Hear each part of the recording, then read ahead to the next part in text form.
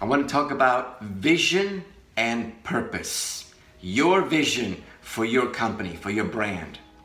Having a vision and having a purpose is the roots of your company. If you look at your company as a tree, your vision and purpose are the roots of your company.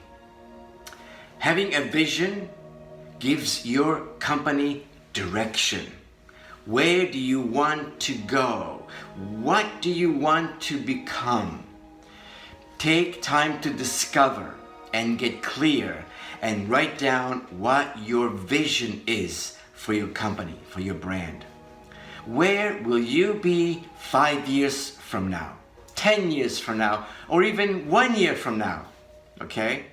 If a vision is the what you want to do, a purpose is the why, the reason why you want to do it.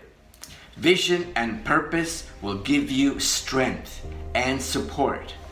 When times get tough and you're struggling and you're going through a hard time, your vision and purpose will put you back on track, will remind you why you are doing what you're doing.